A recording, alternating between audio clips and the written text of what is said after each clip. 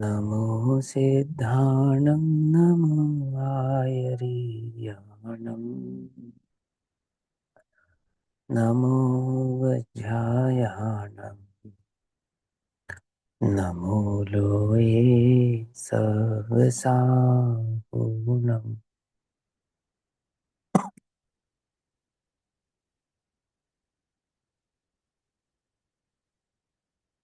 मङ्गलं भगवान् वीरो मङ्गलं गौतमो मङ्गलं कुन्दकुन्दाद्यो जैनधर्मोऽस्तु मङ्गलम्। सर्वमङ्गल्यमाङ्गल्यं सर्वकल्याणिकारकं प्रधानां सर्वधर्माणां जैनं जयतु नाशनम्।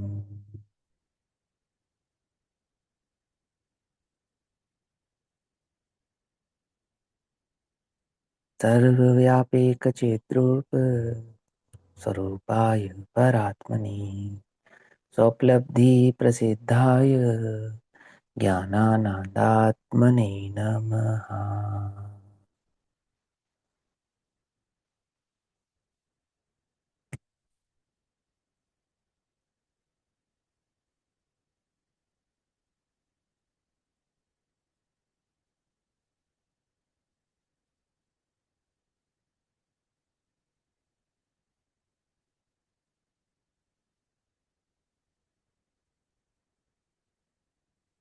हमारे दोपहरकालीन स्वाध्याय का विषय चल रहा है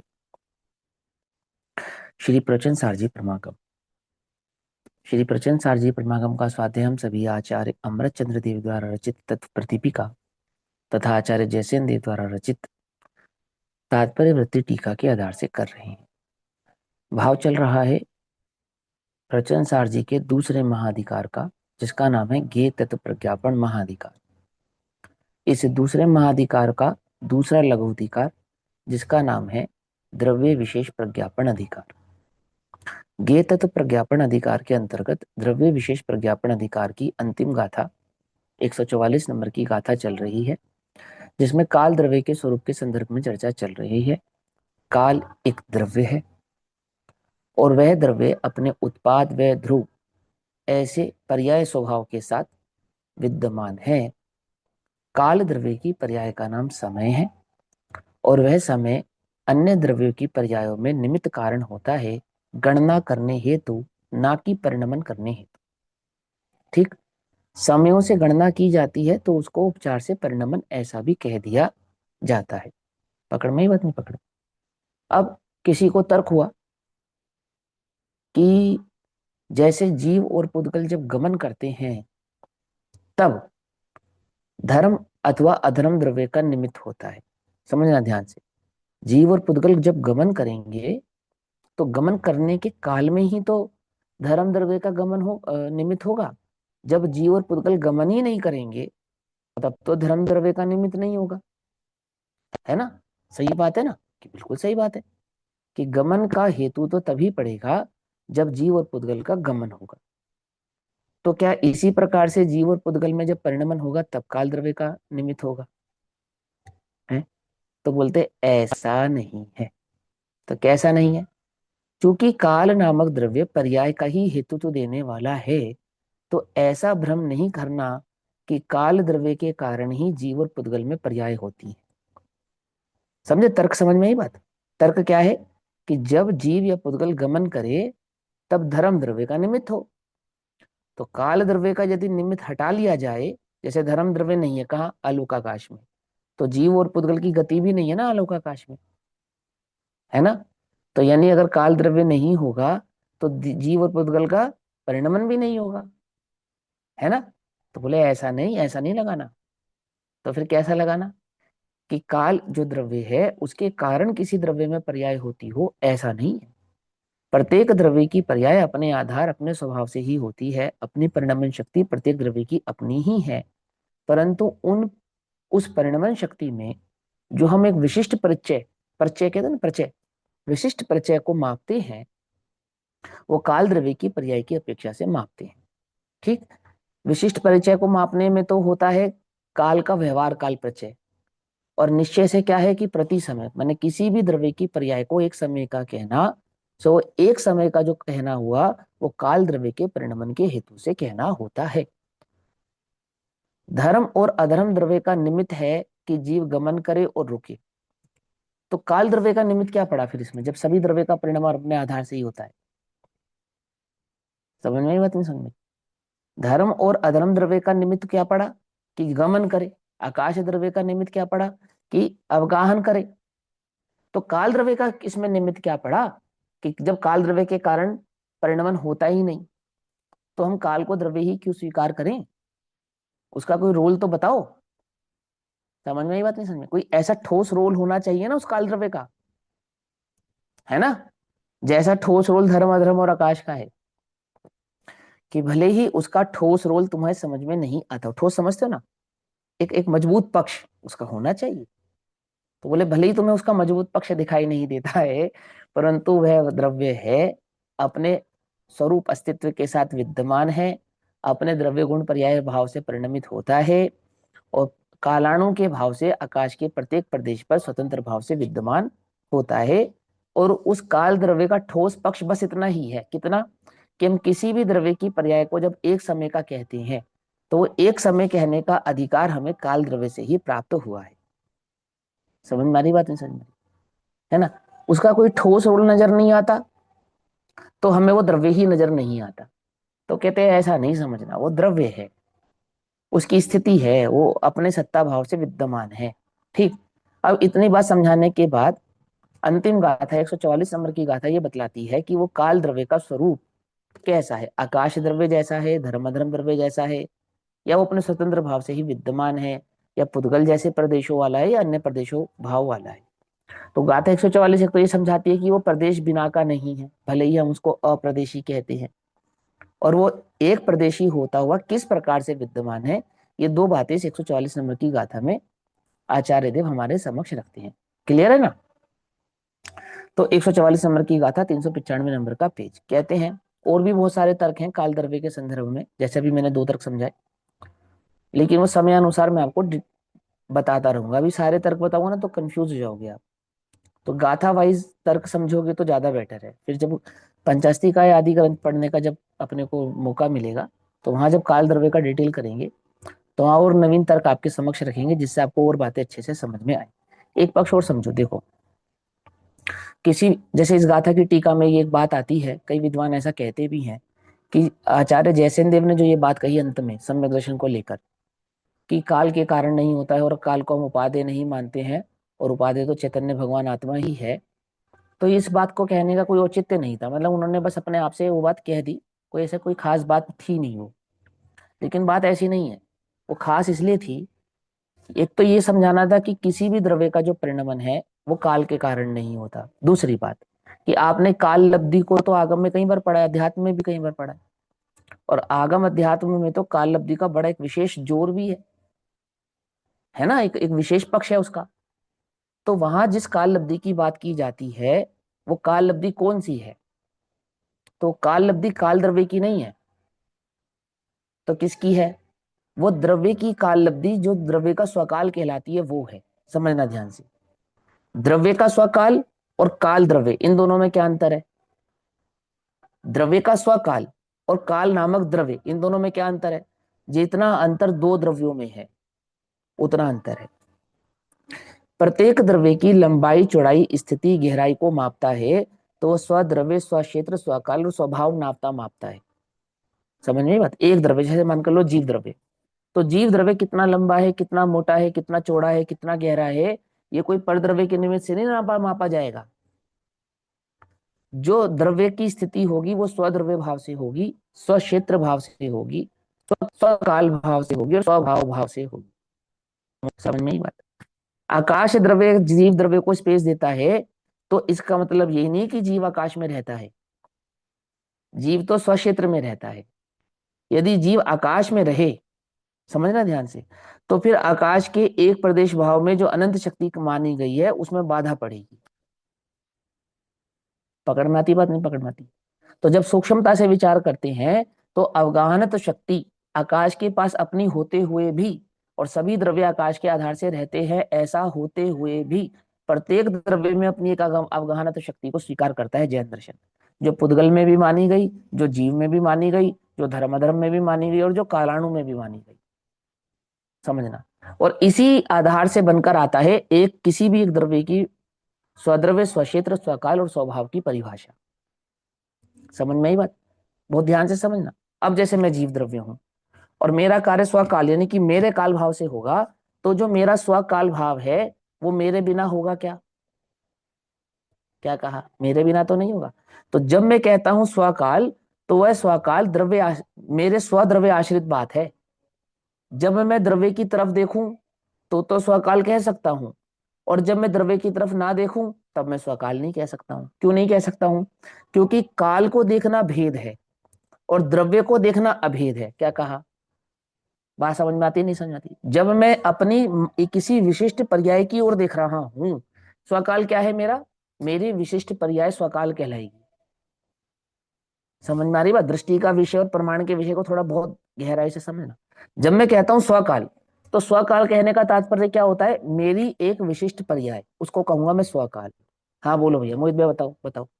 ये जो स्वकाल आप कह रहे हैं, इसको हम तत्समय की योग्यता भी कह सकते हैं ना? उस हाँ, द्रव्य तत्समय की। की योग्यता पर द्रव्य की अपेक्षा से कह रहे हैं। वो काल नामक द्रव्य की अपेक्षा से कह रहे हैं। नहीं जब हमने कहा नहीं नहीं, तत् जैसे सुनो मेरी। सुनो सुनो। हाँ हाँ, जब मैंने कहा तत् समय की योग्यता, तो उस समय की योग्यता जब मैंने कहा, तो वो मैंने काल नामक द्रव्य की अपेक्षा से कहा। उस समय की योग्यता, किस समय की? उस माने किस?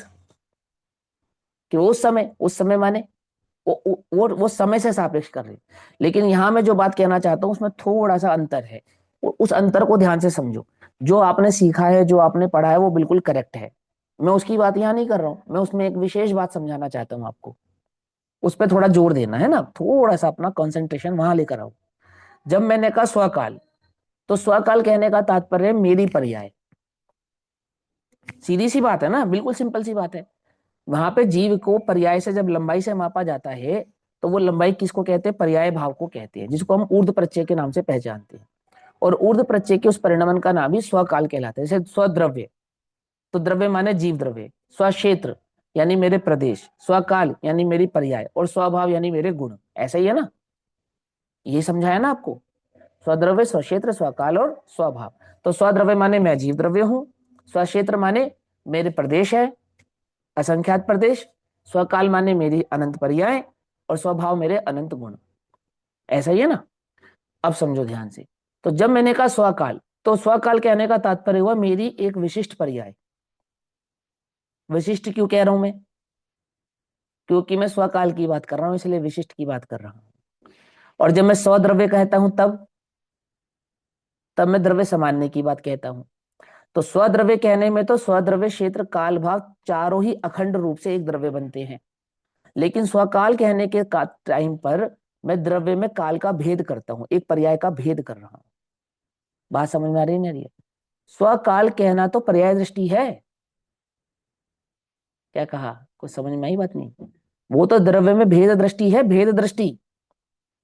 और द्रव्य कैसा है? द्रव्य तो अखंड है। तो जो अखंड द्रव्य की ओर देखता है, उसका स्वकाल कहना तो सच्चा है। और जो अखंड द्रव्य की ओर नहीं देखता है, मात्र काल की ओर देखता है, उसका स्वकाल कहना झूठा है। क्या कहा? पूज्य गुरुदेव श्री अपने प्रवचनों में ये बात सभा में कहते थे कि जिसे प्रत्येक पर्याय स्वतंत्र है, ये बात जिस समय समझ में आती है। क्या कहते थे पूज्य गुरुदेव श्री? कि छह द्रव्य की प्रत्येक पर्याय स्वतंत्र है, स्वकाल भाव से परिणमित होती है। मैं इन पर्यायों का कर्ता नहीं हूं। थवा योग थवाए छह, जब ये बात किसी भी जीव को जिस भी समय समझ में आती है, तो अगले समय उसे आत्मानुभूति होती है। क्या? ये पूज्य गुरुदेव श्री का कोटेशन है, और एक बार का नहीं, कईयों बार का। आई बात समझ में? जिस क्षण ये बात समझ में आए कि प्रत्येक पर्याय स्वतंत्र है, उसका अगला क्षण किस चीज का है? आत्मानुभूति का है, उससे अगला क्षण। तो ऐसा क्यों है? क्योंकि जिसने स्वद्रव्य के स्वभाव के स्वक्षेत्र के स्वकाल और स्वभाव को ना डिटेल में अच्छे से स्वीकार कर लिया है, उसे द्रव्य की दृष्टि हुए बिना रहती नहीं है। तो मैंने क्या कहा आपको, समझाया? यदि स्वकाल का ही पक्ष है तो द्रव्य का पक्ष नहीं है। जिसे द्रव्य का पक्ष है उसका स्वकाल कहना ये वास्तविक बात है। और इसी बात का पक्ष इस टीका में आचार्य अमरचंद्र आचार्य जयसेन देव ने लिखा है। उन्होंने कहा कि मुझे काल उपादेय नहीं है। कौन उपादेय है? मुझे तो वो अखंड द्रव्य उपादेय है, मेरा चैतन्य भगवान उपादेय है। क्योंकि जब मैं उस चैतन्य भगवान आत्मा को उपादेय करता हूं तो अकेला थोड़ी है। जब वो एक वस्तु है तो कैसी है? द्रव्य क्षेत्र काल भाव से निहित है। और जब मैं स्वकाल की बात करता हूं तो अखंड में भेद की बात करता हूं।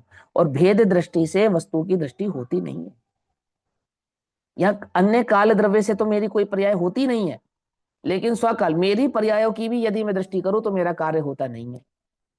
आ रही है बात समझ में नहीं आ रही है? मेरी समस्त पर्याय स्वकाल में खचित है ना, किसी एक पर्याय का भी तो कर्ता मैं नहीं हूं ना। तो वो जो स्वकाल है उसमें जो स्व है वो कौन है? क्या कहा? समझ में बात नहीं समझी? जिसको मैंने कहा मेरा काल मेरी पर्याय, तो वो जो स्वकाल है उसमें जो स्व है वो कौन है? कौन है?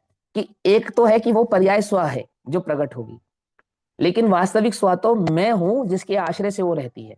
दो बात समझ में आती है? आती? गुण किसके आश्रय से रहते हैं? मेरे आश्रय से रहते हैं। पर्याय किसके आश्रय से रहती है? कि मेरी पर्याय मेरे आश्रय से रहती है। आ रही है बात समझ में नहीं आ रही है? जब मैं अपने को स्वीकार करूंगा तो कैसा स्वीकार करूंगा, खंडित या खंडित? खंडित। जब मैंने कहा अहम एक को मैं एक हूं, तो इस एक मैं एक हूं कहने में अनंत गुणात्मक असंख्यात गुणात अनंत गुणात्मक असंख्यात प्रदेशी अनंतानंत पर्याय समाहित हो जाती हैं। क्या कहा? जब मैं कहता हूं मैं एक हूं, जब मैं एक हूं ऐसा कहने पर मैं सांख्यमति वाला एक नहीं हूं, मैं बौद्धमति वाला एक नहीं हूं। तो कौन सा एक हूं? कि सामान्य विशेष भाव से निहित होता हुआ मैं एक हूं। आती है वो समझ में या नहीं समझ में आती? कि हो रही है थोड़ी थोड़ी बात क्लियर? तो वो जो टीका में बात कही गई है वो उस अपेक्षा से कही गई।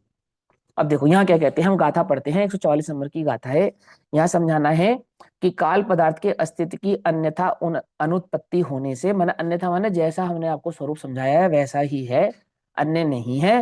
वो अब उसका प्रदेशपना भी सिद्ध करते हैं।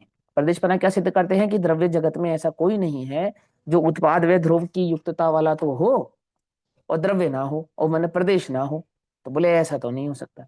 द्रव्य होगा, उत्पाद व ध्रुव होंगे, तो प्रदेश बिना के नहीं होंगे, ऐसा।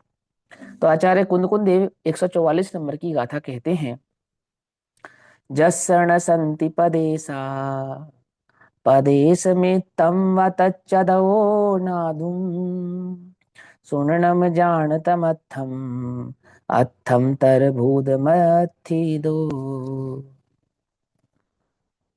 जिसका एक प्रदेश मात्र भी ज्ञात न हो परमार्थतया, उस पदार्थ को शून्य जानिए, सत्ता से वह भिन्न कहा। ठीक। अब इसकी हम टीका कल पढ़ रहे थे जिसमें हमने पहला पैराग्राफ पढ़ लिया था, फिर भी मैं उसको एक बार रिपीट कर देता हूँ। ठीक। 396 396 नंबर का पेज, ध्यान से समझना, कोई मुश्किल नहीं है। कोई ऐसा मत समझना कि तो शास्त्री लोगों के पढ़ने की बात है, हम क्या करेंगे जानकर, अप्रयोजन भूत है आदि आदि, ऐसा नहीं समझना। जंगल में टीकाकार जो टीका लिख रहे हैं तो अप्रयोजन भूतों की भूत बातों की टीका नहीं लिख रहे हैं, ज्ञान का व्याख्यान करने के लिए नहीं लिख रहे हैं। वस्तु स्वरूप की मजबूती तुम्हारे हृदय में भली प्रकार से स्थापित हो उसके लिए लिख रहे हैं। और ये भी उद्देश्य हमने बनाया है, उनका उद्देश्य ये भी नहीं है। उनका उद्देश्य तो अपने स्वभाव में स्थिर होना है, ये तो हम अपनी अपेक्षा से कहते हैं। आती हुआ समझ में? देखो क्या कहते हैं। प्रथम तो अस्तित्व, अस्तित्व माने द्रव्य।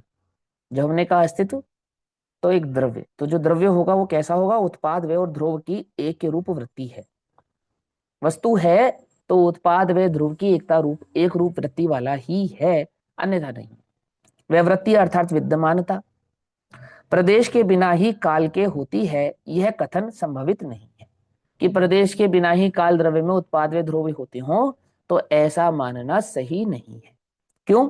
क्योंकि प्रदेश के अभाव में वृत्तिमान का अभाव होता है, अर्थात कोई द्रव्य होता है तो प्रादेशिक भाव वाला ही होता है, अप्रादेशिक भाव वाला नहीं हो सकता। ठीक। क्यों? दो द्रव्यों की भिन्नता सिद्ध नहीं कर पाएंगे ना।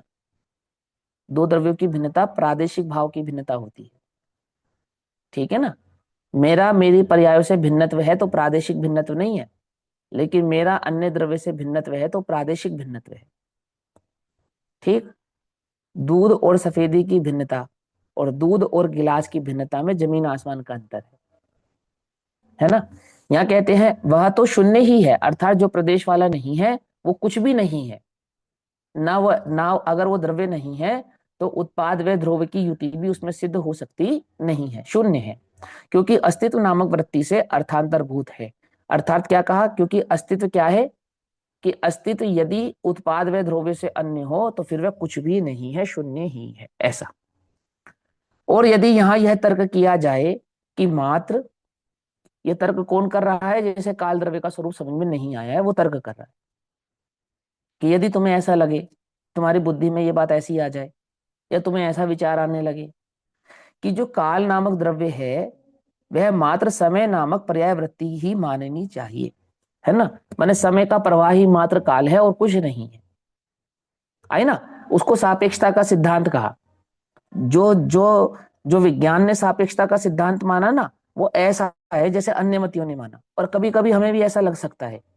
सापेक्षता समझ में ही बात, कि परिणमन तो करे कोई द्रव्य और किसी द्रव्य के परिणमन की अपेक्षा से काल द्रव्य को स्वीकार करें, तो बोले ऐसा नहीं है। समझ में ही बात नहीं? समझ, इसको कहते हैं सापेक्षता। ठीक। समय का नियम कब लागू होगा? जब कोई गमन करेगा, गति रूप गमन करेगा, यहां से वहां जाएगा या अपने क्षेत्र पे घूमेगा। पकड़ में ही बात नहीं? पकड़ में। तो बोले ऐसा नहीं है। कोई वस्तु एक जगह पे स्थिर है तो इसे कितना समय लगेगा एक जगह से दूसरी जगह, इसी जगह पे खड़े रहने में कितना समय व्यतीत हो गया, कितना समय लगेगा, आदि आदि बात। तो विज्ञान कहता है सापेक्षता के सिद्धांत से ही समय को सिद्ध किया जा सकता है, अन्य बातों से सिद्ध नहीं किया जा सकता। माने या तो ये गमन करे, इसमें कोई हलचल हो, या दिन रात का भेद डालें या कुछ भेद डाले, तो फिर हम इसमें समय की गणना करें। पड़ी है उसमें समय की गणना क्या करें? आई बात समझ में? कितने समय से पड़ी है तो गणना की जा सकती है। पकड़ में ही बात नहीं? पकड़ में ही। तो बोले ऐसे नहीं। तो कैसे है? तो कहते कि कोई ऐसा माने, कैसा माने कि मात्र पर्याय वृत्ति ही माननी चाहिए। समय में जो पर्याय वृत्ति है ना, तो वो पर्याय वृत्ति किसकी? यदि वृत्तिमान की नहीं है तो किसकी? समझना ध्यान से। यदि वो समय नामक वृत्ति वृत्तिमान की नहीं है, द्रव्य की नहीं है, तो किसकी? तो अन्य द्रव्य की। सिंपल। पकड़ रहे बात को या नहीं पकड़ पा रहे? थोड़ा सूक्ष्म लगे तो बताना, मैं थोड़ा और इजी करूंगा। पर मैं चाहता हूँ कि जो मैं जानता हूँ वो बात यहाँ रिकॉर्ड हो जाए है। हालांकि ये मेरी कर्ता बुद्धि है।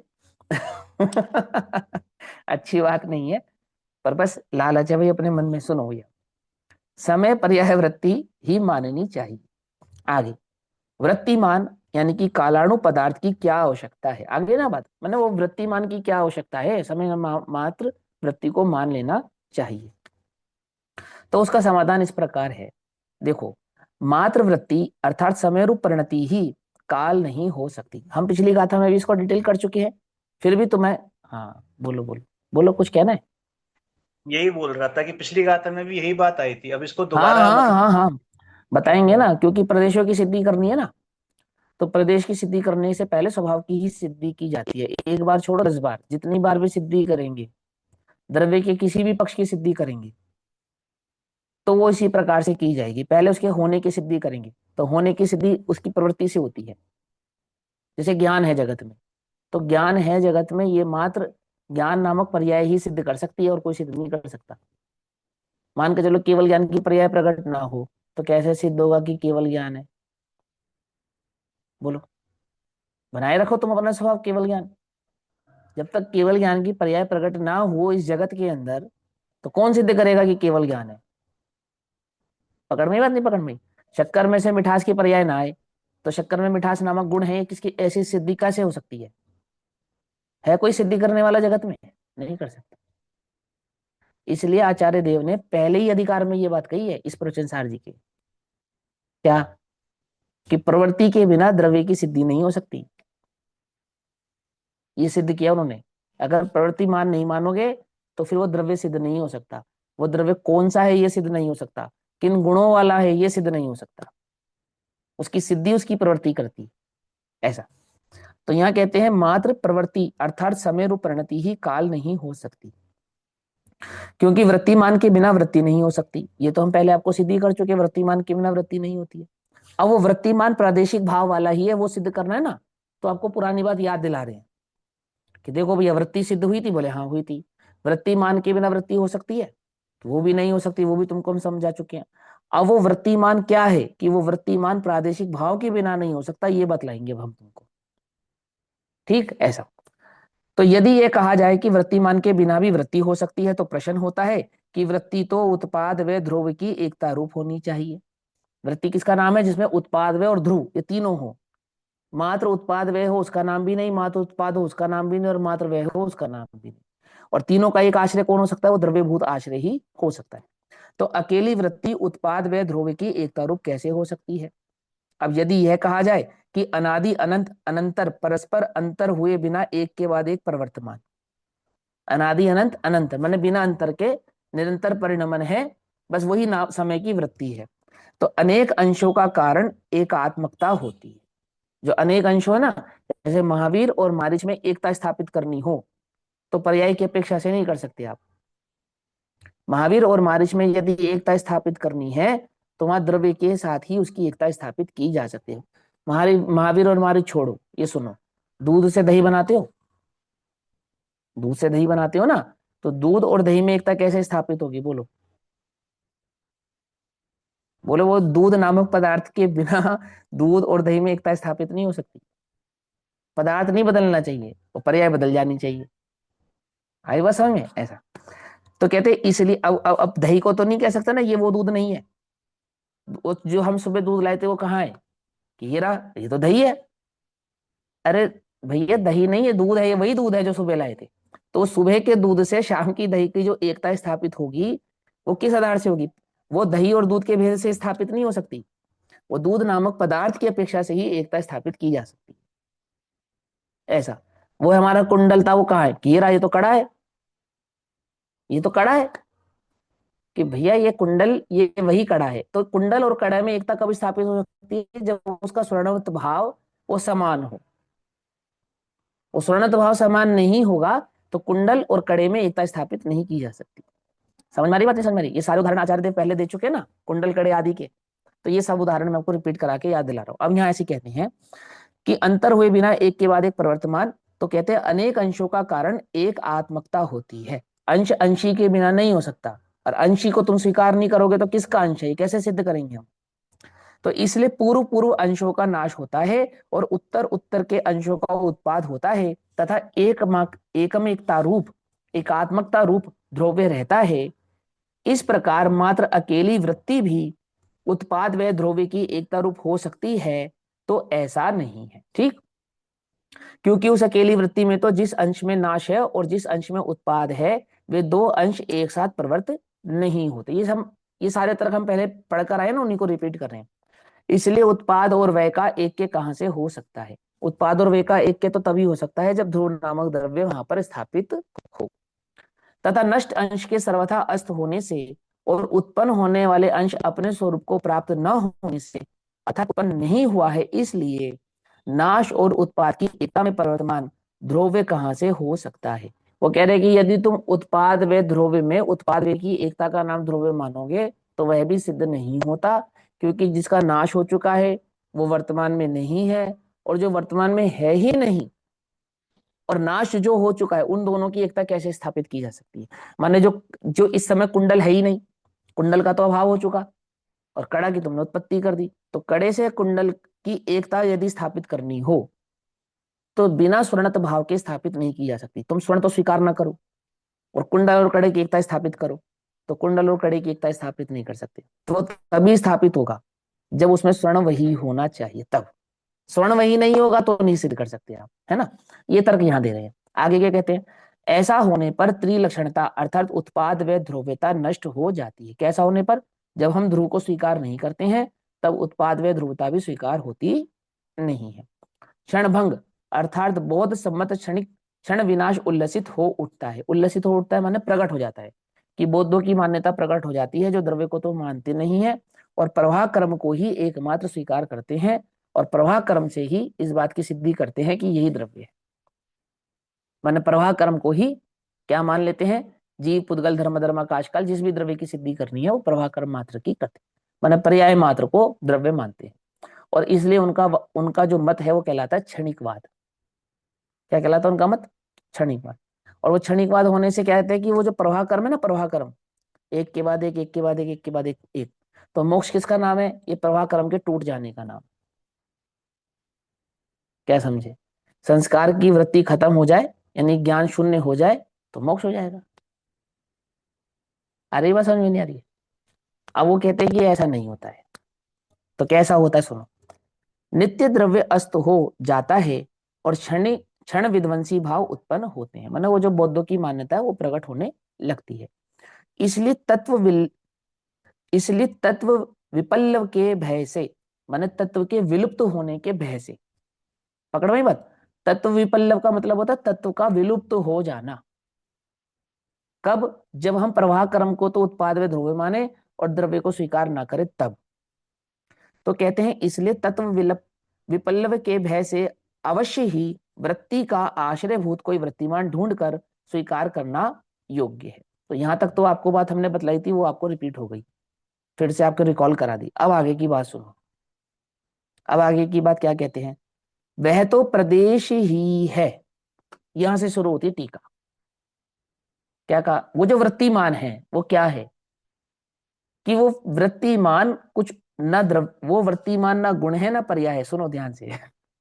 वो वृत्तिमान कौन है, कि प्रदेशों का समूह वह द्रव्य है जो प्रदेश भाव वाला ही है।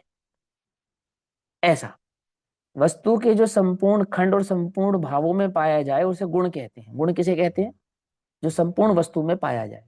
तो फिर वस्तु किसे कहते हैं, कि गुणों के समूह को वस्तु कहते हैं। तो ये तो थी आपकी कौन सी, प्रेप क्लास की परिभाषा, नर्सरी।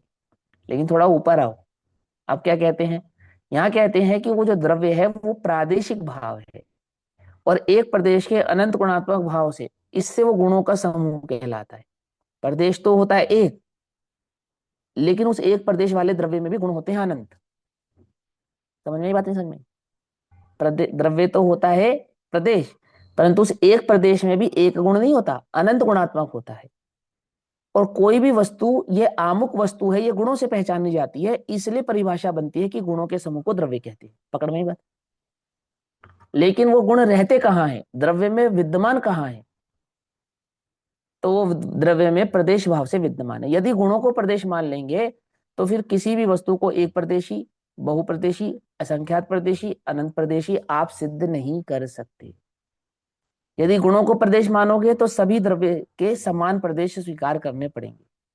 धर्म और अधर्म के प्रदेश भी, आकाश के प्रदेश भी, जीव के प्रदेश भी, सबके प्रदेश क्या हो जाएंगे, एक समान हो जाएंगे। सबसे ज्यादा प्रदेश किसके हैं, आकाश के हैं। समझना ध्यान से। दीदी कह रही क्यों, अगर गुणों को प्रदेश स्वीकार करोगे तो, क्योंकि किसी भी द्रव्य में कम और ज्यादा गुण नहीं होते ना। माने जीव में अनंत गुण है, तो पुद्गल में भी तो अनंत ही गुण है। धर्म में भी अनंत गुण है, अधर्म में भी अनंत गुण है, काल में भी अनंत गुण है। और गुण को प्रदेश से स्वीकार कर लें तो किसी भी द्रव्य में प्रादेशिक भिन्नता नहीं हो सकती। फिर क्या नहीं हो सकती, कि जितने प्रदेश आकाश के हैं उतने ही प्रदेश जीव के हैं, उतने ही प्रदेश पुद्गल के हैं, उतने ही प्रदेश धर्म के हैं, उतने ही प्रदेश अधर्म के हैं, और उतने ही प्रदेश काल के हैं। ठीक, फिर वो कॉन्सेप्ट खत्म हो जाएगा, कौन सा, जो लोक और आलोक वाला कॉन्सेप्ट है, फिर वो समुद्घात वाला कॉन्सेप्ट खत्म हो जाएगा।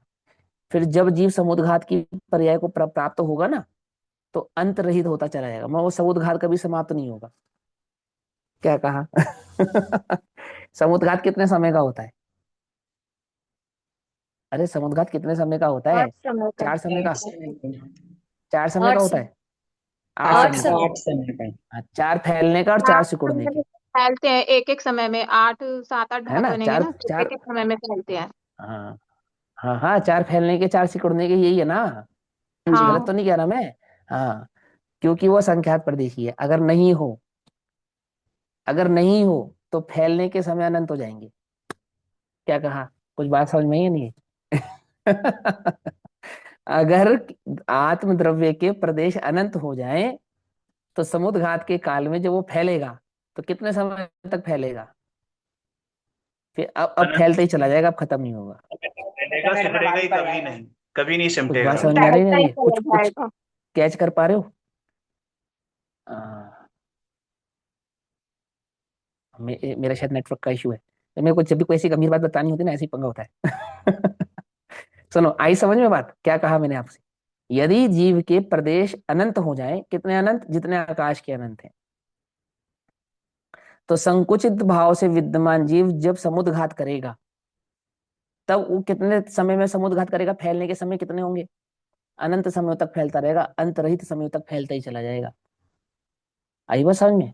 ऐसा होगा, क्योंकि एंडलेस है वो, और गति, जो जीव की गति होगी वो निश्चित ही रहेगी। समझे नहीं समझे?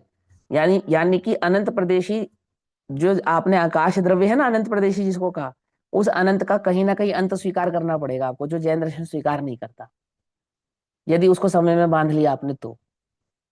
और समय में बांधने के लिए, किसी भी द्रव्य की परिणति को समय में बांधना है, तो वो किसी भी द्रव्य की परिणति को समय में बांधा इसीलिए जा सका क्योंकि लोक और अलोक का कॉन्सेप्ट था। समझे? और वो केवली ने जाना है, केवली ने देखा है, उसकी सिद्धि बतला रहा हूं कैसे हो रही है। कि पुद्गल की गति को आपने कैसे मापा है? एक समय में 14 राजू, ये मापा ना आपने, स्पीड को, मैक्सिमम स्पीड को। तभी संभव है जब 14 राजू लोग असंख्यात प्रदेशी है। अनंत प्रदेशी हो तो स्पीड नहीं माप सकते आप, इन्फिनाइट हो जाएगा वो। और जब कोई वस्तु इन्फिनाइट हो जाती है ना, तो पता क्या होता है? उसका अभाव हो जाता है। जब कोई वस्तु अपने प्रदेश भाव से इन्फिनाइट होने लगती है, फिर वो उसकी सिद्धि नहीं कर सकते आप, फिर वो सिद्धि से बाहर चली जाती है, परे हो जाती है। और यही कारण है ना, जब हमें अनंत की बात आती है जानने की, तो हमारा दिमाग फटने लगता है, समझ में नहीं आता हमें क्या कह रहे हैं। तो वो उसको कहते हैं अनुभूति गम्य, अब अनुभूति से जान सकते हैं। लेकिन वो अनुभूति के कॉन्सेप्ट तक कब पहुंचेगा? जब वस्तु के एक के बाद एक, एक के बाद एक, एक के बाद एक पिलर जैसा उसका मकान पूरा खड़ा कर पाएगा तब। अन्यथा नहीं। केवल ज्ञान का कॉन्सेप्ट तो बहुत बाद में स्वीकार होगा तुम्हें। असल में पहले तो वस्तु का स्ट्रक्चर स्वीकार होगा। अब बात यह है कि वो भी केवल ज्ञान से स्वीकार होता है, लेकिन केवल ज्ञान की सामर्थ्य तो वस्तु के स्ट्रक्चर को समझने के बाद समझ में आती है कि क्या चीज है वो। आई बात समझ में या नहीं समझ में आई? तो ध्यान से समझना। मेरा ये तर्क नहीं समझ में आया तो मुझसे पूछना, मैं फिर समझाऊंगा तुम्हें। तो यहाँ क्या कहते हैं? वो वस्तु है तो कैसी है? वह तो प्रदेश ही है, ठीक। अर्थात वह वृत्तिमान सप्रदेश ही होता है। वह वृत्तिमान कैसा होता है? वह वृत्तिमान सप्रदेश होता है, ठीक। क्यों? क्योंकि अप्रदेश के अन्वय तथा व्यतिरेक का, थोड़ा सा याद करना अन्वय और व्यतिरेक वाली बातों को, 93 नंबर की गाथा पे डिटेल हुई थी अपनी। तो वहां ये क्वेश्चन उठ रहा था, मैं वहां पे भी समझाना चाहता था कि यहाँ गुणों पे नहीं प्रदेशों पे घटित कर कर देखो तो जल्दी समझ में आएगी बात। गुणों से कहना सामान्य बात है ना? तो अपने को ये तर्क होता था कि भैया यहाँ टीका में नहीं लिखा, हम कैसे स्वीकार करें? तो देखो यहाँ क्या कहते हैं, क्योंकि अप्रदेश के, अर्थात जिसके प्रदेश नहीं है उसके क्या नहीं हो सकता? अन्वय तथा व्यतिरेक का अनुविधेयित्व असिद्ध है। अर्थात जो आपने अन्वय और व्यतिरेक की विधि सिद्ध की थी ना, विधि प्रोसेस सिद्ध किया था, अन्वय और व्यतिरेक, तो अन्वय तो आपने माने थे गुण, और व्यतिरेक मानी थी आपने पर्याय। तो गुण और पर्याय ही सिद्ध नहीं हो सकते अगर आपने प्रदेश सिद्ध नहीं करे तो, क्योंकि गुणों के प्रदेश नहीं होते और पर्यायों के प्रदेश नहीं होते। प्रदेश किसके होते हैं? प्रदेश द्रव्य के होते हैं। तो यदि गुणों का समूह द्रव्य स्वीकार करोगे और गुण अप्रादेशिक भाव वाले होते हैं, तो फिर द्रव्य भी अप्रादेशिक ही सिद्ध होगा। कुछ बात समझ में आई नहीं? क्या कहा? शक्कर से बनाया गया लड्डू शक्कर का ही लड्डू कहलाएगा ना। शक्कर से जो लड्डू बनाया गया है वो शक्कर का ही लड्डू कहलाएगा ना। तो जिसका रॉ मटेरियल गुण है, और गुण अप्रदेशी होते हैं, क्योंकि गुण अप्रदेशी होते हैं इसलिए तदाद में होते हैं। यदि गुणों में प्रदेश होते तो वो तदाद में नहीं हो सकते थे। क्या कहा? और कितने तर्क देके समझाऊं, देखो सुनो ध्यान से। आत्मा में संख्यात कितने हैं, क्या है, प्रदेश है, और गुण कितने हैं, अनंत है। अब समझना ध्यान से। तो मान के चलो 5 प्रदेश हैं आत्मा में, ऐसा मान के चलते हैं, है ना। तो ये प्रदेश पहला और ये प्रदेश अंतिम। तो पहले और अंतिम का भेद है, ये प्रदेशों की अपेक्षा से है। लेकिन यदि गुणों के भी प्रदेश मानने पड़ेंगे, मानेंगे, तो क्या गड़बड़ हो जाएगी कि जो ज्ञान नामक गुण पहले प्रदेश में है, वही ज्ञान नामक गुण अंतिम प्रदेश में स्वीकार नहीं हो सकता। फिर ये जो ज्ञान नामक गुण है, यही अंतिम प्रदेश में, यही गुण है। इन दोनों गुणों में अंतर नहीं है। एक द्रव्य का जो ज्ञान नामक गुण है, वो जो पहले प्रदेश में है, वही अंतिम प्रदेश में है। जबकि जो पहला प्रदेश है, वो अंतिम प्रदेश नहीं है। किसी भी वस्तु का जो पहला प्रदेश है, वो अंतिम प्रदेश है क्या, कि नहीं। लेकिन उसी वस्तु के पहले प्रदेश में जो गुण है, वही गुण अंतिम प्रदेश में है। तो जब जब आप किसी वस्तु में तादात्म्यता सिद्ध करते हैं, तो वो गुणों से सिद्ध होती है। आती है बात समझ में, नहीं आती। और जब हम समुद्घात जैसी और बातों को सिद्ध करते हैं, प्रदेश आदि बातों को सिद्ध करते हैं, कितना क्षेत्र घेरा है, आदि आदि बातें सिद्ध करते हैं, तो वो प्रदेशों से सिद्ध हो सकती है। किसी भी वस्तु के क्षेत्र को गुणों से सिद्ध नहीं किया जा सकता। किसी भी वस्तु के क्षेत्र को प्रदेशों से ही सिद्ध किया जा सकता है ना। और प्रदेशों में क्या होती है कि प्रदेशों में एक निश्चितता होती है, जो कि आकाश द्रव्य पे लागू नहीं होती, लेकिन बाकी अन्य द्रव्यों पे लागू होती है। और आकाश द्रव्य पे क्यों नहीं लागू होती, वो हम बाद में चर्चा करेंगे, जब आकाश का डिटेल इसी तरीके से करेंगे जैसे काल का करना है अभी अपने को।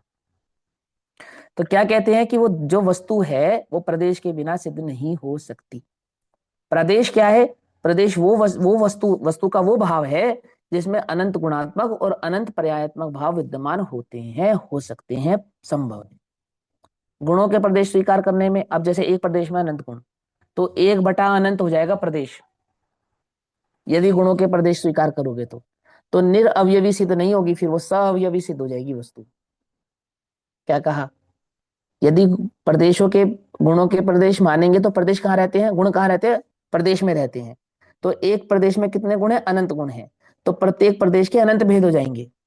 और असंख्यात प्रदेश में फिर प्रत्येक प्रदेश के अनंत भेद मानोगे, तो फिर वस्तु के कितने टुकड़े होंगे, गिन नहीं पाओगे, इतने टुकड़े हो जाएंगे। समेटेंगे में, समेटे में नहीं आएंगे। पहले एक प्रदेश का विस्तार होगा, फिर उस एक प्रदेश के अनंत प्रदेशों का विस्तार होगा। फिर जब उनके प्रदेश मानेंगे, तो उन प्रदेशों में भी अनंत भेद स्वीकार करना पड़ेगा। और ऐसा करते करते जब विस्तार होना शुरू होगा, तो अंतरहित विस्तार हो जाएगा। क्षेत्र का विस्तार अंतरहित हो जाएगा। समझ में बात, पर्याय का विस्तार तो अंतरहित है वस्तु में, लेकिन क्षेत्र का विस्तार अंतरहित नहीं है आत्मा में। मात्र आकाश नाम का द्रव्य ऐसा है जिसमें क्षेत्र का विस्तार अंतरहित है। मात्र और मात्र आकाश नाम का द्रव्य ऐसा है जिसके क्षेत्र का विस्तार कैसा है, अंतरहित है। और यदि गुणों के भी प्रदेश मानोगे, पर्यायों के भी प्रदेश मानोगे, तो वस्तु के क्षेत्र का विस्तार अंतरहित हो जाएगा। और जब किसी वस्तु का क्षेत्र का विस्तार अंतरहित हो जाता है ना, फिर वो वस्तु सिद्ध करना ही नामुमकिन हो जाता है। आत्मा को तो फिर नहीं सिद्ध कर पाएंगे आप, नहीं समझे, ना उसके संकोच को सिद्ध कर पाएंगे, ना उसके विस्तार को सिद्ध कर पाएंगे। ये आत्मा जो देह बदलता है ना, फिर बड़ी गड़बड़ हो जाएगी देह बदलने में उसको। क्या समझे, कुछ बात समझ में है या नहीं। और देह रहित होने में तो उससे भी ज्यादा गड़बड़ हो जाएगी। क्या कहा देह रहित होने के बाद तो वो बेचारा बस फैलते ही चला जाएगा, सुकुड़ के कभी सिद्ध नहीं हो पाएगा। जो सिद्धों को नमस्कार करते हो ना, तब सिद्धों की आकृति कैसी होगी। हाँ, इसे अनवस्था दोष कह सकते हैं कि अनवस्था दोष अनवस्था दोष, हाँ बिल्कुल अनवस्था दोष आ जाएगा, 100%। अनवस्था ही दोष है वो, समझे। तो किसी भी वस्तु में अनवस्था दोष आता है, तो तब आता है जब उसमें प्रदेशों की संख्या को इन्फिनाइट स्वीकार करते हैं, तब आता है। आकाश में वो दोष, इसलिए आकाश में भी भेद करना पड़ा, लोक को अलग कर दिया और आलोक को अलग कर दिया। अब वो करना पड़ा तो सिद्ध करने के लिए करना नहीं पड़ा, वस्तु स्वभाव से ऐसी ही स्थापित है। इस जगत में ये संसार इसी प्रकार से प्रकट हुआ है, ऐसे ही अनादि से, किसी का बनाया गया नहीं है। ये किसी का मति से क्रिएट किया गया कॉन्सेप्ट नहीं है कि केवल उन्हें अपने किसी के दिमाग में उपज है और किसी के दिमाग से उपज करके इसको क्रिएट कर दिया गया, ऐसा नहीं। वो स्वभाव ही ऐसा, उसका स्वरूप ही ऐसा है। बहुत गहराई से उसका विचार करोगे, चिंतन करोगे, तो बात आपको डिटेल में बहुत अच्छे से समझ में आएगी कि क्यों तो उसके प्रदेश स्वीकार करना, क्यों प्रदेशों में इतना ही पना स्वीकार करना, क्यों उसके अनंत गुणात्मक भावों को स्वीकार करना, नहीं स्वीकार करने पर क्या क्या दोष प्रकट होते हैं, ये अपना ज्ञान स्वयं ही अपने को समझा देता है। कहीं अलग से जानने की जरूरत नहीं है उस चीज को। देखो यहाँ क्या कहते हैं, यदि अगर प्रदेश स्वीकार ही नहीं किए जाएं तो अन्वय और व्यतिरेक की जो अनुविधायित थी वो क्या हो जाएगी, वो असिद्ध हो जाएगी। अनुविधायी माने किसी भी वस्तु को भली प्रकार से सिद्ध करना। विधि, विधि का मतलब होता है स्थापित करना। ऐसा विधि और निषेध। विधि माने है पने को समझाना, निषेध माने ना पने को समझाना।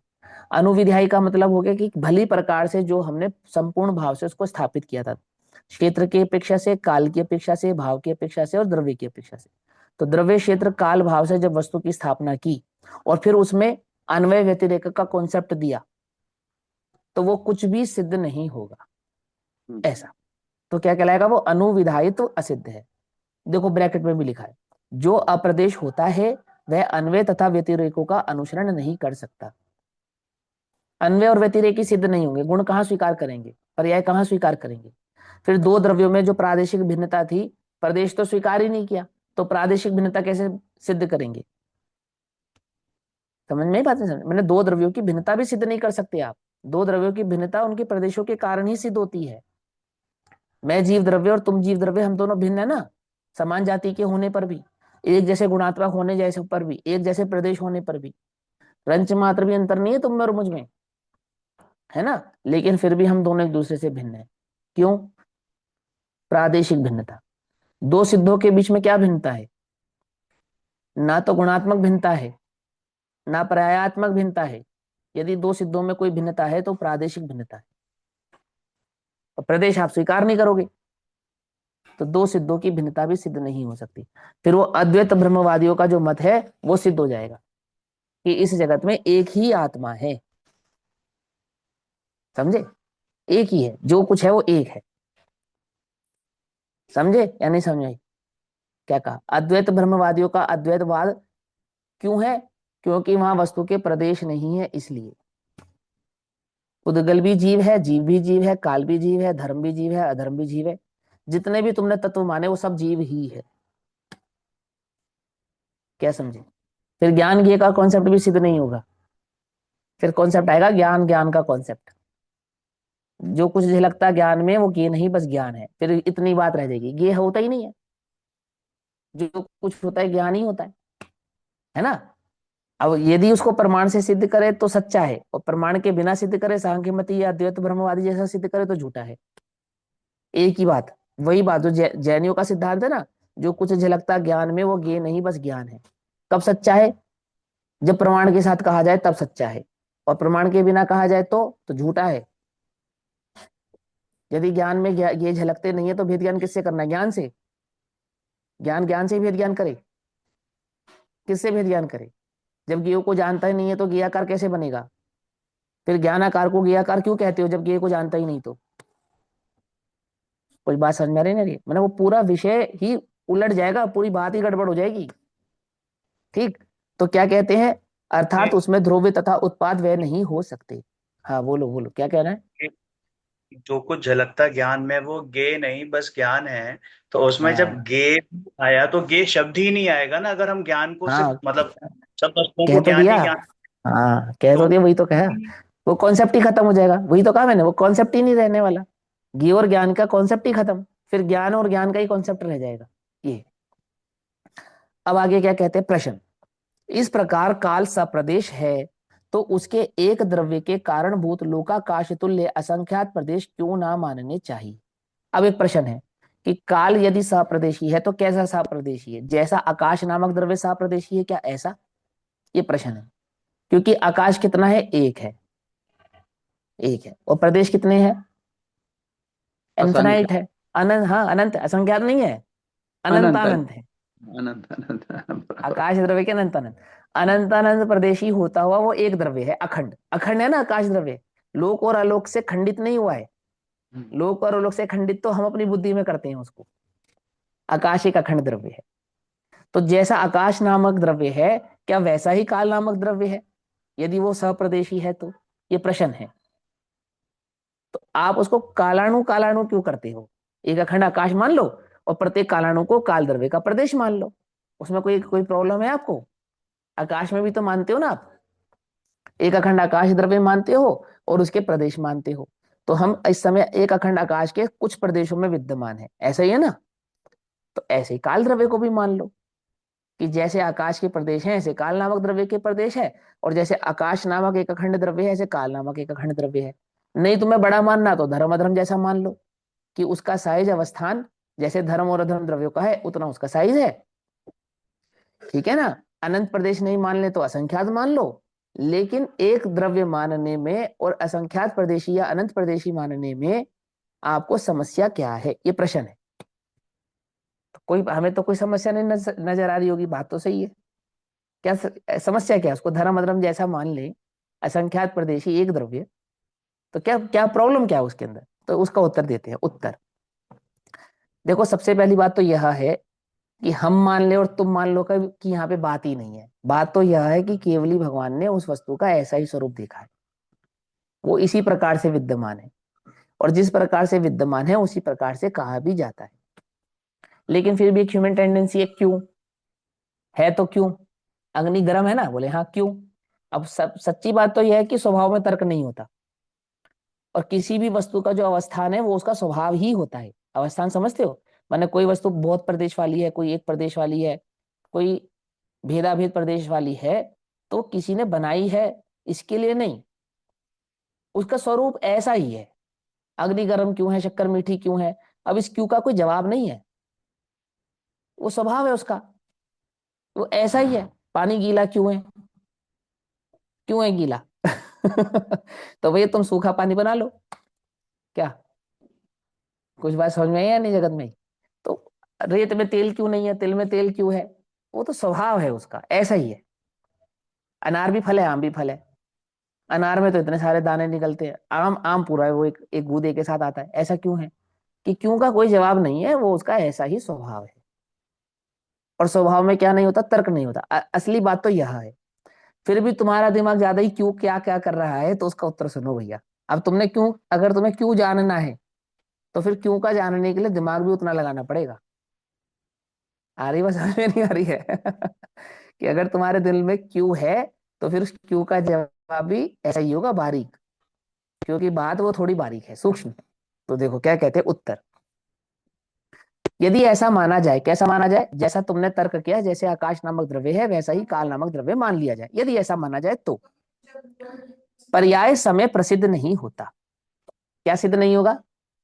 पर्याय नामक समय वो सिद्ध नहीं हो सकता। क्यों सिद्ध नहीं हो सकता? यदि कालाणु अखंड होगा तो कालाणु की जो काल द्रव्य है उसकी पर्याय अखंड द्रव्य की एक पर्याय माननी पड़ेगी। कुछ बात समझ में नहीं? चूंकि कालाणु अपने भाव से खंडित है, एक प्रदेश पर एक कालाणु और दूसरे प्रदेश पर दूसरा कालाणु, तो दो द्रव्य हैं तो दो पर्याय हैं। लेकिन अगर वो पूरा ही अखंड हो जावे तो ऐसा तो नहीं हो सकता ना कि किसी एक प्रदेश की पर्याय एक है और किसी दूसरे प्रदेश की पर्याय दूसरी है। ऐसा तो नहीं हो सकता। वो तो अखंड आकाश द्रव्य की एक पर्याय है, ऐसा मानना पड़ेगा। जैसे एक आकाश अखंड द्रव्य की अगर पर्याय होगी तो एक पर्याय होगी, ऐसे एक अखंड काल द्रव्य की जो पर्याय होगी वो एक पर्याय होगी। पहली बात समझ में आई? पहला तर्क, छोटा सा तर्क समझ में आया? तो असंख्यात प्रदेशी यदि काल द्रव्य आकाश के प्रदेशों पर अखंड भाव से विद्यमान हो जावे तो वो अखंड द्रव्य की एक पर्याय कहलाएगी। तो काल के परिणमन की एक समय की पर्याय अखंड काल द्रव्य की एक पर्याय, एक समय की पर्याय, ऐसे कहलाएगी। ठीक, अब दूसरा, आगे की बात सुनो। ऐसा होने में समस्या क्या आएगी? इसलिए असंख्य प्रदेश मानना योग्य नहीं है। परमाणु के द्वारा प्रदेश मात्र द्रव्य समय का उल्लंघन करने पर, क्या कहा? जब परमाणु एक आकाश के एक प्रदेश पर दूसरे प्रदेश पर गया तो उसने उल्लंघन आकाश में तो प्रदेश का किया, लेकिन जिस काल से हमने मापा उस काल में द्रव्य का उल्लंघन किया। कुछ बात समझ में नहीं आई? क्या कहा? अगर दो आकाश के दो प्रदेशों पर एक काल द्रव्य माना जाए तो एक प्रदेश पर जब दूसरे प्रदेश पर गमन करेगा तो एक काल द्रव्य होगा, लेकिन अगर दो काल द्रव्य माने जाएं तब दो भिन्न काल द्रव्यों का परिणमन स्वीकार करना पड़ेगा। माने एक काल द्रव्य और दूसरा काल द्रव्य। कब? जब एक प्रदेश पर एक काल द्रव्य हो और दूसरे प्रदेश पर दूसरा काल द्रव्य हो, तब तब उल्लंघन में जो पर्याय काउंट होंगी तो दो द्रव्यों की काउंट होंगी, ना कि एक की। कुछ बात समझ में आ रही है? नहीं? आकाश तो वहां पर एक ही है, लेकिन उसमें प्रादेशिक भिन्नता है। प्रादेशिक भिन्नता मतलब दो प्रदेशों के गमन की बात है। लेकिन वहां पे काल भी अगर अखंड हो जावे तो कितना काल? तो पूरे आकाश में कहीं पे भी गमन करे, चाहे 14 राजू गमन करे और चाहे एक प्रदेश पे गमन करे, हमेशा एक ही उत्तर आएगा। अब जो मध्य में उत्तर आते ना, 2 समय, 3 समय, 4 समय, ये नहीं आ सकते। हमेशा उत्तर क्या आएगा? एक समय। क्या कहा? समुद्रघात कितने समय में होता है? एक समय में, ये उत्तर आएगा। गमन कितने समय में होता है? एक समय में, ये उत्तर आएगा। जीव विग्रह गति में गमन करता है तो कितने समय में करता है? तो हर बार उत्तर एक समय आएगा। क्यों? क्योंकि दो समयों का भेद दो कालाणु की अपेक्षा से तो हो सकता है। जब एक ही कालाणु में परिणमन हो रहा है तो समय भेद कैसे करोगे आप? क्योंकि वो तो एक काल द्रव्य की एक पर्याय है ना। कुछ बात समझे नहीं? और ये पर्याय एक समय की है, ये कैसे सिद्ध करेंगे? कुछ बात समझ में आ रही नहीं आ रही है? एक पर्याय एक समय की है, ये कैसे पता चला हमें? कि एक प्रदेश से दूसरे प्रदेश पर गया तो दो कालाणुओं के बीच में जो समय वृत्ति हुई, दो कालाणुओं के बीच में समय वृत्ति हुई तो एक समय काउंट हुआ। और पूरे कालाणु माने पूरे अखंड काल द्रव्य में जो वृत्ति होगी, पकड़ नहीं भाई? देखो एक बात समझाता हूं। जैसे ये हिंदुस्तान है, तो पूरे हिंदुस्तान का दिन कितने बजे निकलता है? पूरे हिंदुस्तान का दिन तो अल्टीमेटली सारे हिंदुस्तान का दिन 5, सवा 5, 5, सवा 5, 5:30 बजे का ही है ना, है ना? और पूरे अमेरिका का वो 12 घंटे लेट है। तो क्यों?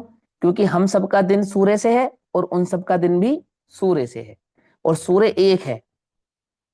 सूरज एक है, समझना ध्यान से। तो जब वो सूरज यहां निकलेगा तब हमारा दिन कहलाएगा, और जब यही सूर्य वहां निकलेगा तो उनका दिन कहलाएगा। तो सारे अमेरिकियों का एक ही समय कहलाएगा ना, सुबह का एक जैसा समय कहलाएगा ना। जैसे सारे हिंदुस्तानियों का एक जैसा समय है, थोड़ा बहुत अंतर है, लेकिन वही 5, 5:30 बजे का समय है, वही हम सबकी सुबह है।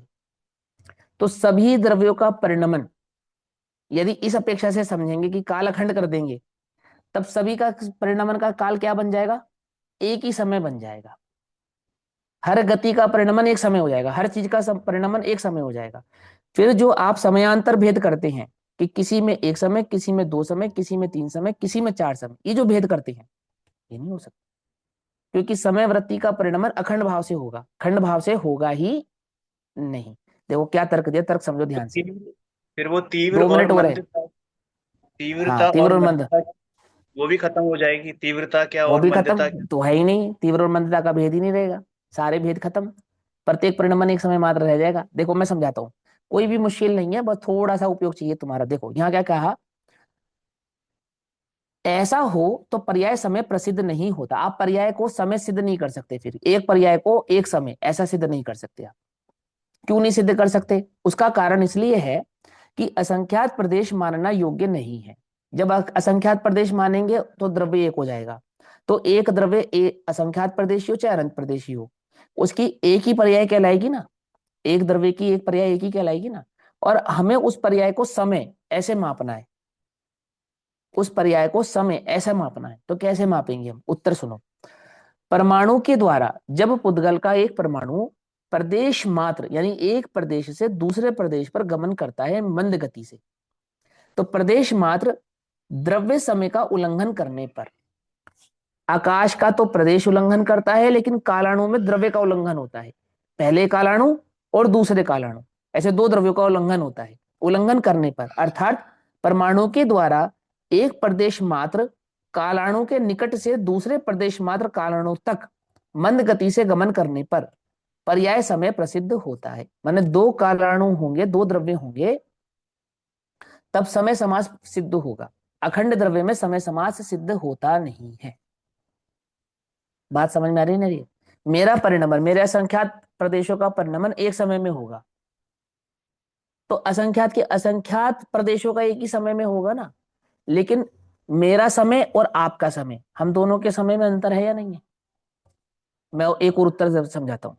जैसे हम दोनों नजदीक बैठे हो, आकाश, वो 5 पांडव नजदीक नजदीक बैठे थे ना, सारे 5 पांडव बराबर बराबर बैठे थे ना, 5 पांडव। तो यदि यदि उन 5 पांडवों को हम 5 ना माने, एक आत्मा माने, ठीक, तो 3 को मोक्ष होना चाहिए या 5 को मोक्ष होना चाहिए? 5 को होना चाहिए।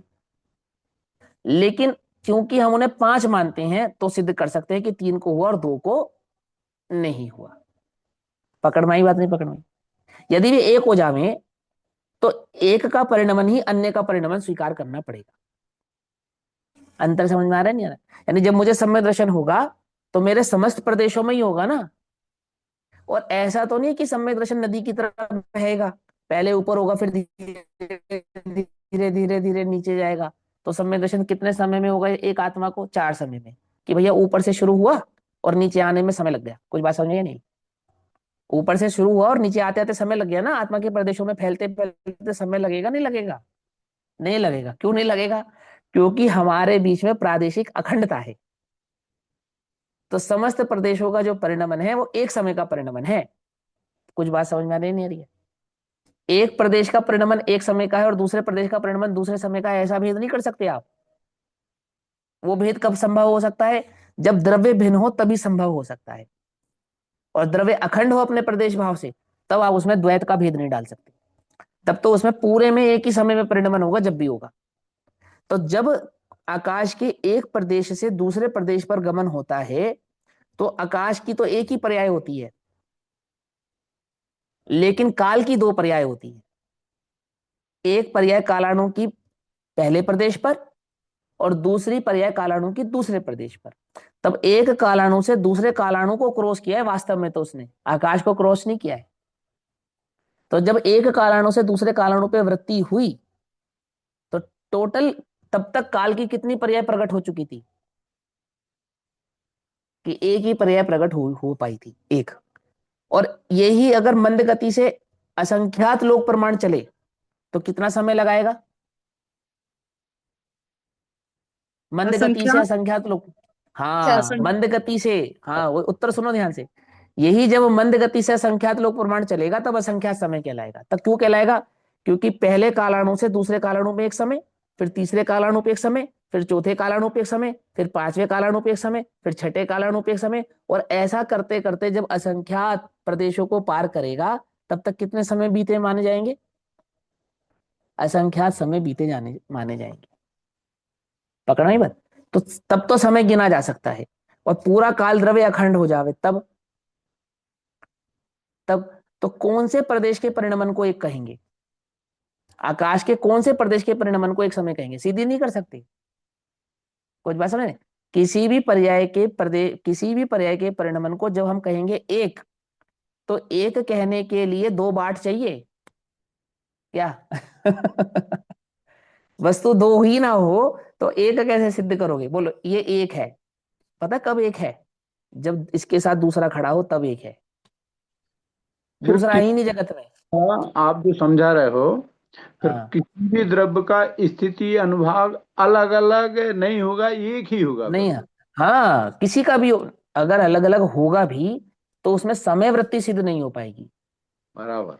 ये कि उसकी समय वृत्ति कैसे सिद्ध करेंगे कि इतने आमुक समय तक रहेगा, ये इतने आमुक समय तक रहेगा, ये आमुक समय तक रहेगा? क्योंकि सब हमें सिद्धि समय की करनी है। घड़ी घंटे घड़ियाल को तो छोड़ दो आप।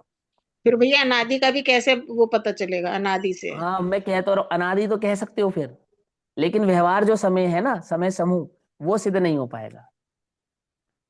इन्फिनाइट बात तो सिद्ध हो जाएगी, सब कुछ सिद्ध हो जाएगा, लेकिन एक जमा एक ये सिद्ध नहीं हो सकता। पकड़ में आई बात, नहीं पकड़ में? हर बार या तो उत्तर एक आएगा या फिर हर बार उत्तर अनंत आएगा। एक और अनंत के बीच का जो उत्तर है वो कभी भी नहीं आ पाएगा, तुम कितने भी दिमाग लगा लेना, नहीं आएगा। फिर समझ में आ रही बात? ये तर्क समझ में? सभी हाँ, द्रव्यों का जो स्थिति है वो हाँ। फिर वो एक समय की ना हो करके सभी द्रव्यों की स्थिति अलग अलग ही होगी। नहीं, अलग नहीं समझ रहे आप, समझो पहले ध्यान से, कहाँ जा रहे हो मुझे समझ में नहीं आ रही बात, लेकिन मुझे मेरी एक बात समझो। किसी भी द्रव्य की स्थिति तो गिनोगे तब जब समय होगा। देखो मेरी बात सुनो, इस जगत में किलोग्राम इजाद ही नहीं हुआ। किलोग्राम इजाद ही नहीं हुआ, इसका इन्वेंशन ही नहीं हुआ, तो ये कितने किलो का है, ये कैसे सिद्ध करेंगे हम? ये कितने किलो का है, ये सिद्ध करने के लिए आपको पहले ग्राम सिद्ध करना पड़ेगा, समझना ध्यान से, करना पड़ेगी, ठीक है। है ना। मान के चलो मैं हिंदुस्तान में कोई वस्तु 1 किलोग्राम खरीदूंगा, तो 1 किलोग्राम में कितने ग्राम मिलेगी ये वस्तु मुझे? 1000 ग्राम, है ना। और यही वस्तु मैं अमेरिका में 1 किलोग्राम खरीदूंगा तो कितने ग्राम मिलेगी? 1000 ग्राम। अब ग्राम ही इजाद नहीं हुआ, इन्वेंशन ही नहीं हुआ ग्राम का, अब ये वस्तु 1 किलोग्राम में कैसे सिद्ध होगा, ये बतलाओ। किसी को भी 1 किलोग्राम ये सिद्ध करने के लिए पहले ग्राम की सिद्धि करो आप। ग्राम ही सिद्ध नहीं हो रहा है तो किलोग्राम कहां से सिद्ध करोगे? कुछ बात समझ में आई नहीं?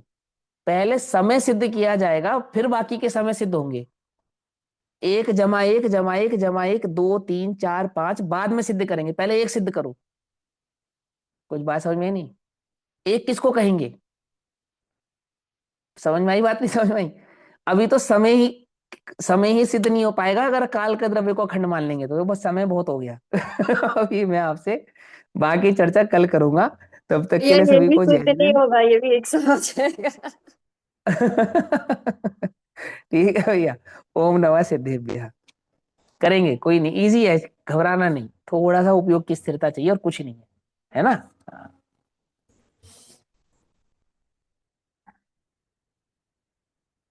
निज निधि निज में बता, यहाँ अनंत उपकार, उसके लिए जिनवाणी माँ को वंदना।